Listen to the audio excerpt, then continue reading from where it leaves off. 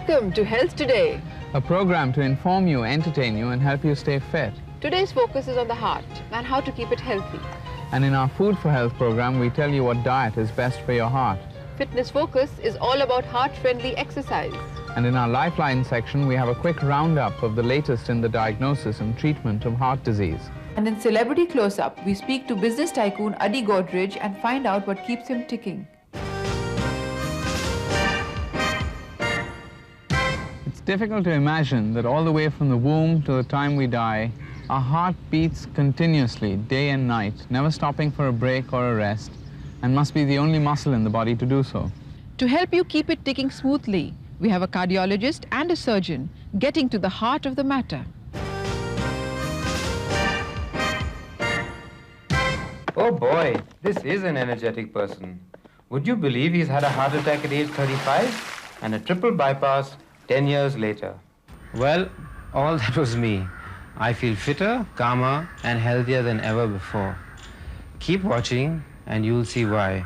I learned the hard way. It was only after my attack that I tried to find out more about my ticker. I then realized that the heart is much more than only for love and romance. The heart is the most dynamic muscle. You know, it works day and night, 24 hours of the day for your whole life without ever resting. So the oxygen demand of the heart is higher than the other organs. And the blood that supplies the oxygen to the heart comes from three main arteries, what we call coronary arteries. But first things first, what really happens when you have a heart attack? The doctors have explained that these arteries can over a period of time become progressively clogged with cholesterol and other fat deposits, somewhat like rust on the inside of a pipe. Now, when this rust becomes too much, the heart does not receive enough blood and it becomes starved for oxygen. If it is deprived for a short time, then the result is chest pain. Is what we call angina. Angina is actually a Greek word for cry of the heart. So what we advise people now is that any pain or discomfort in the chest which does not go away in 15 minutes requires attention. It may be more serious than indigestion, and then again a person must get themselves checked out immediately. Please pay attention to this one. Why is it so important to recognize early symptoms? Well, that's a very important question. Supposing you have pain right now and the pain goes on for an hour or two, each moment the pain is going on, there is active damage to the heart muscle. So if somehow we can restore the blood supply to the heart muscle within the first half an hour or 2 or 3 or 4, then you can contain the size of the heart attack. When I was actually having my heart attack, I got a tightness in my chest, and I got cold, and then I got warm. And in fact, it was the ambulance driver who told me, "You're having a heart attack."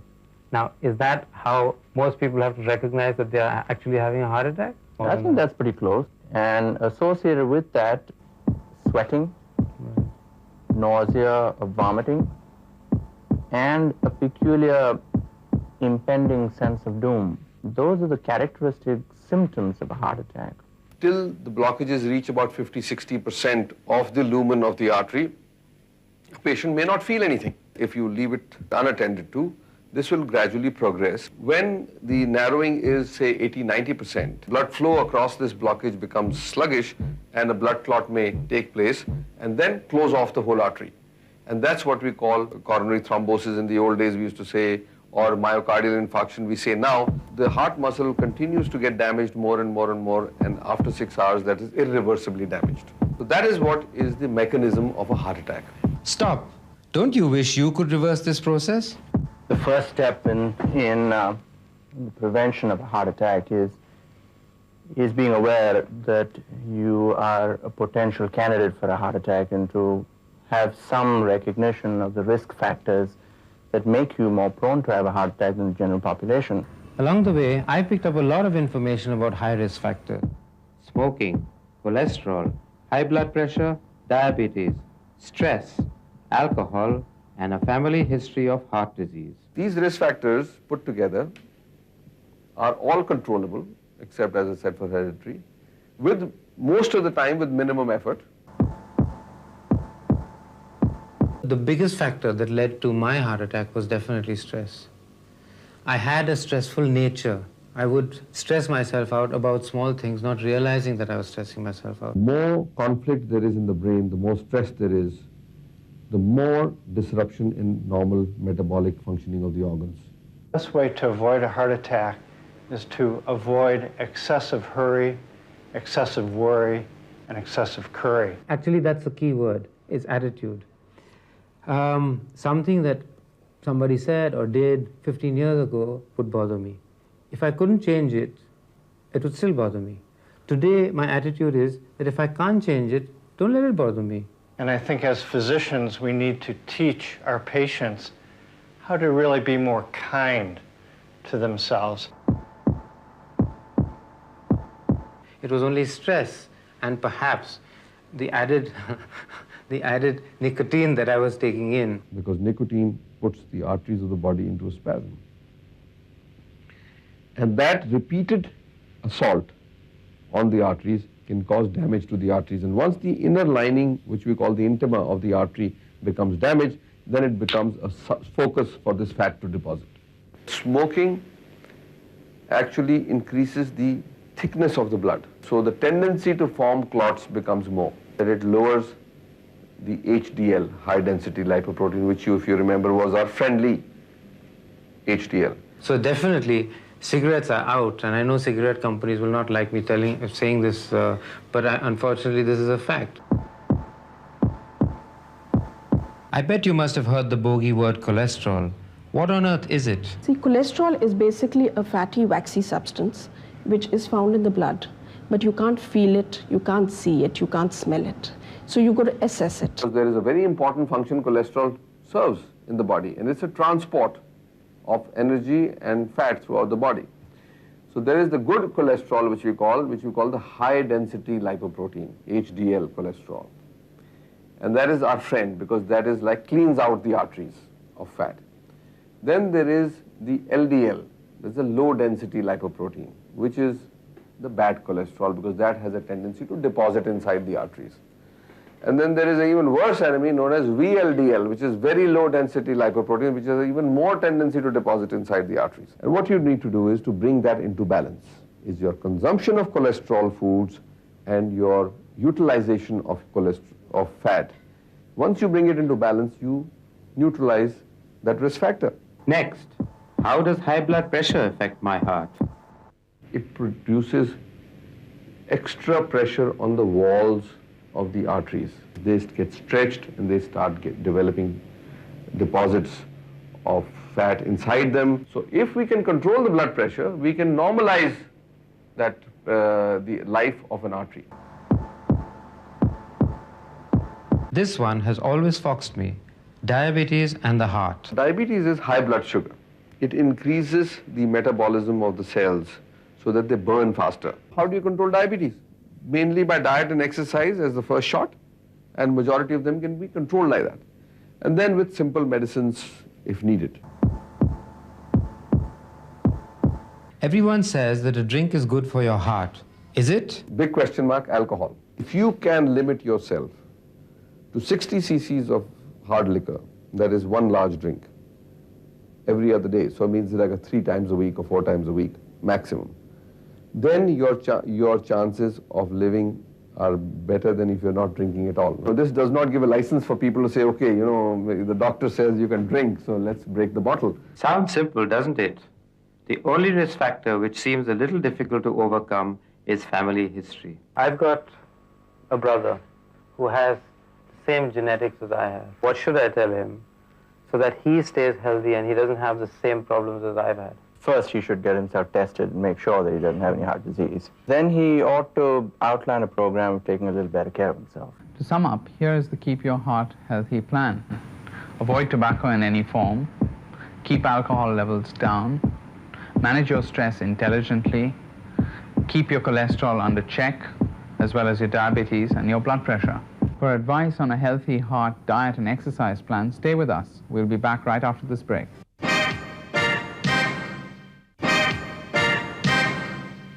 Don't go away. Stay with us for an exciting contest.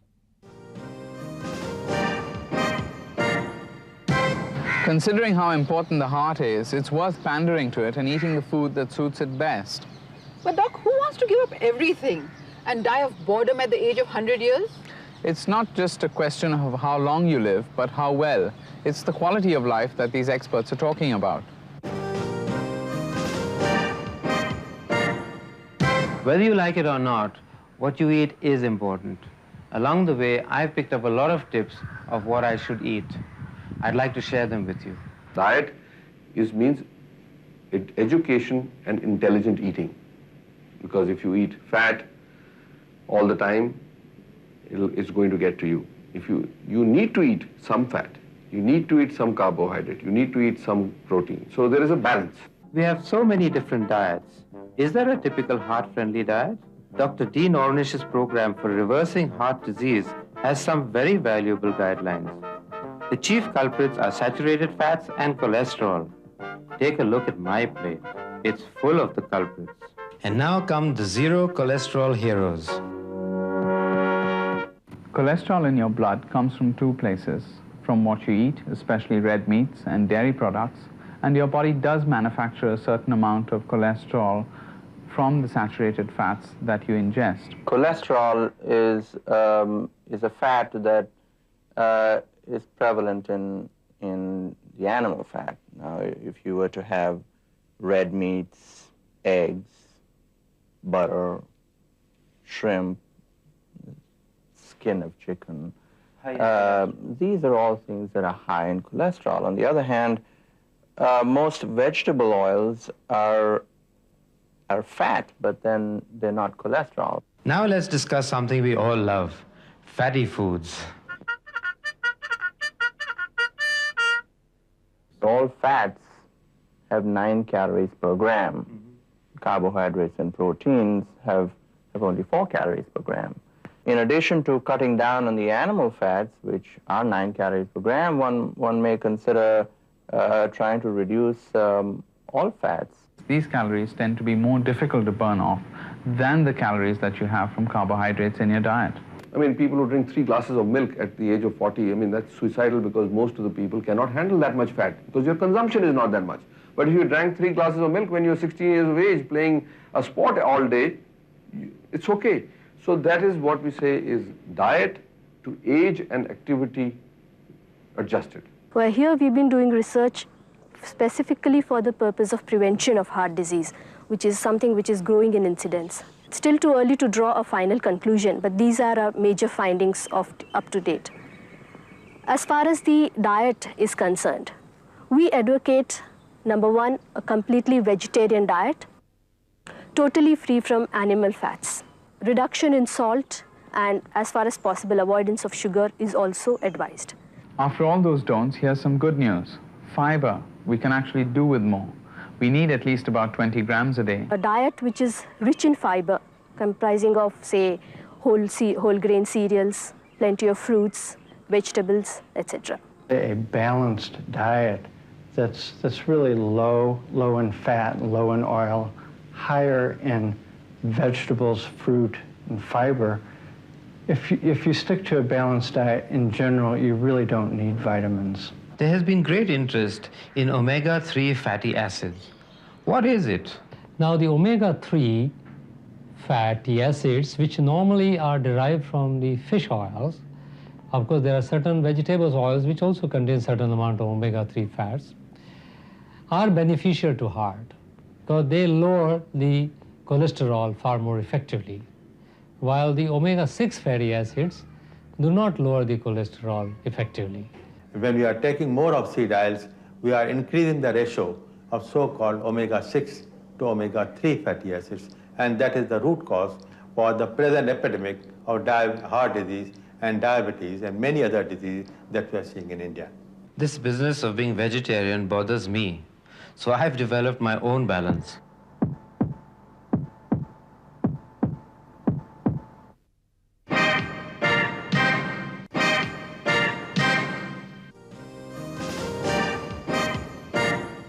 Whether you like it or not, your heart loves regular exercise.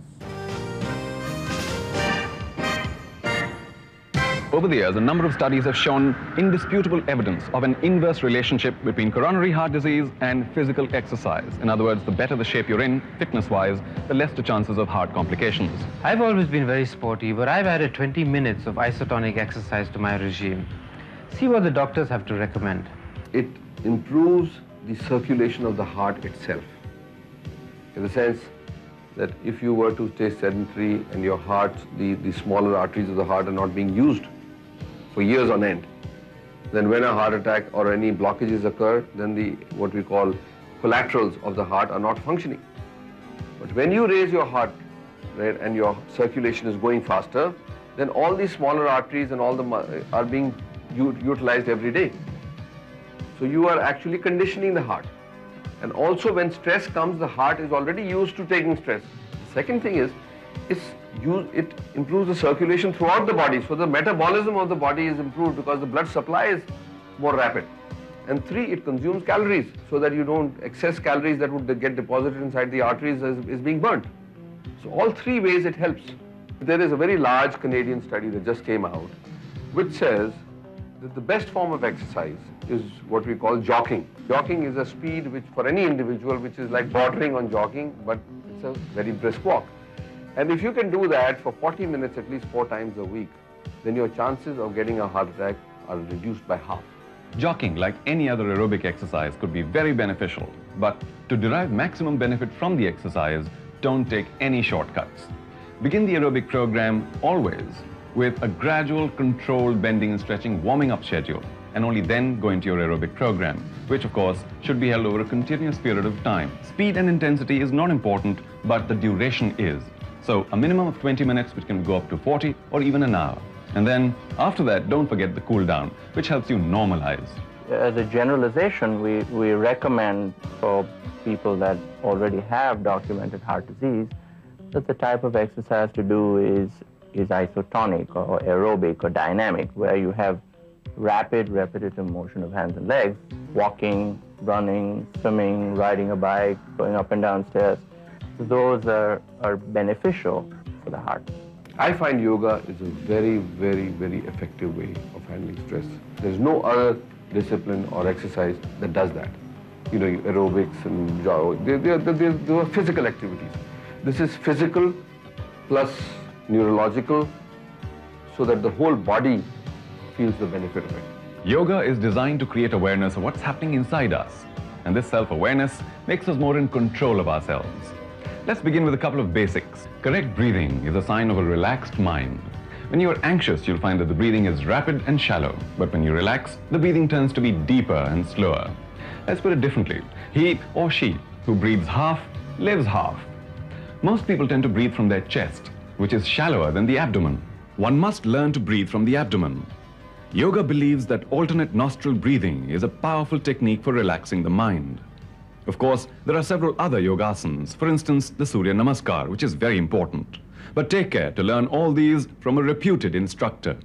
My exercise gives me a feeling of bursting good health. I feel better, act faster, and have much more energy right through the day. Can't be bad, can it?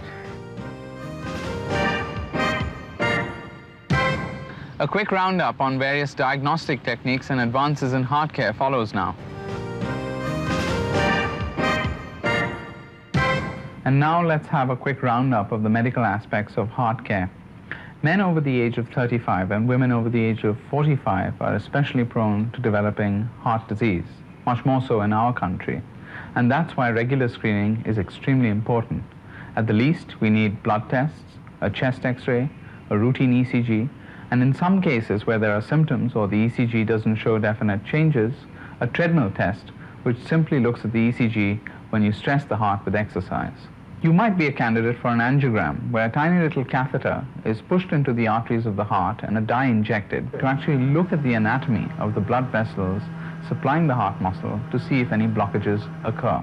Another method of looking for disease in the heart is by means of echocardiography, where sound waves are reflected off the heart to produce an image. In some instances, this is done with a probe on the chest. In other instances, it's done by putting a probe into the food pipe and to look at the heart in great detail from just behind it. but for some, surgery can be the only option. Even if you have developed blockages to the degree that you need surgery, but you have not had a major heart attack, then your chances of surviving an operation and living a healthy life afterwards are 99%. That is almost as good as having an appendix or a gallbladder problem. Of late, angioplasty has offered an alternative for those who don't actually require a full-fledged operation. In this, a tiny balloon is threaded across the blockage in the artery to the heart, and the balloon is inflated, restoring the diameter of the artery to what it was before the disease occurred. Very exciting new techniques are coming up with angioplasty. You have lasers being used, you have rotablator devices, which are like drills being used to rebore arteries, and of course directional atherectomy seems to be making a big impact in this area. And what this involves is very simply expanding a balloon in the coronary artery, and inside the balloon there's a cutter, and we shave the inside of the artery with this cutter, and these shavings collect inside the balloon, and then one rotates it and takes another shaving. So one scrapes the inside of the artery out and thereby widens the inner diameter, and all these scrapings are actually removed upon removal of the balloon, so none of it goes beyond the balloon. If you're suffering from a heart attack, probably the best benefit you can get is from one of the new clot-busting agents, which dissolves the clot completely and restores your circulation back to what it was before the heart attack actually occurred. Whether it's medical therapy, whether it is angioplasty, or whether it is surgery, if it is done in time, the risk to life is less than 1%.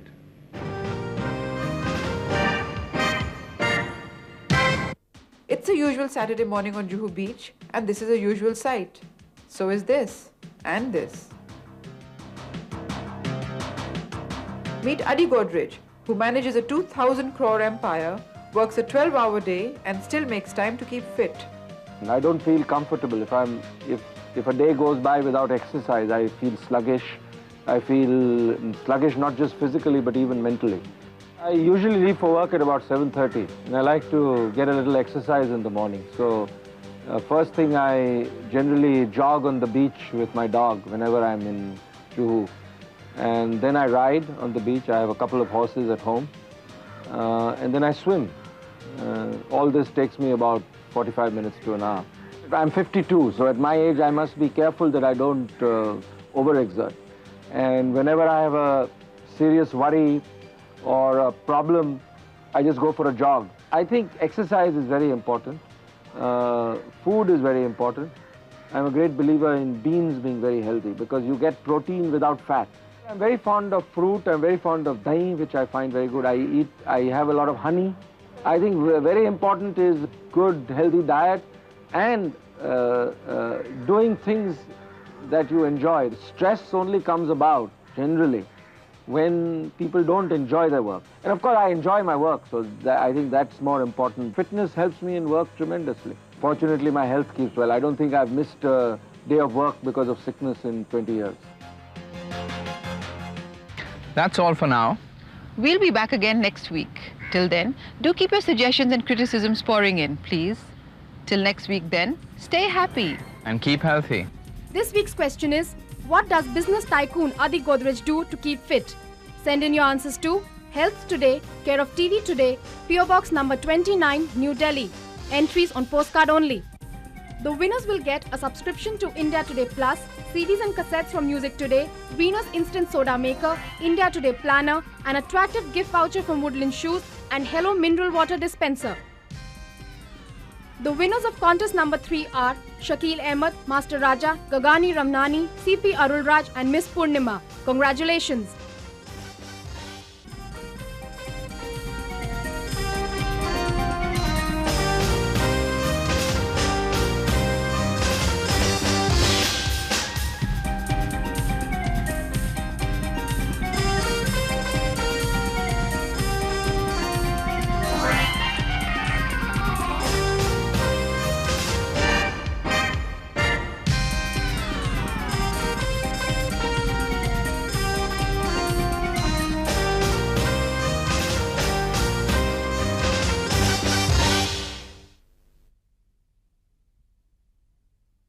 Health Today was sponsored by Exide Industries, BDM, Sundrop Oil, Paras Pharmaceutical, Kellogg's, Dr. Allen Labs, Jeffrey Manners and Canola. Please write to us with your suggestions and comments at Health Today, 28 ANB, Jolly Maker Chambers 2, Nariman Point, Mumbai, 400021. Our fax number is 022 202 6164.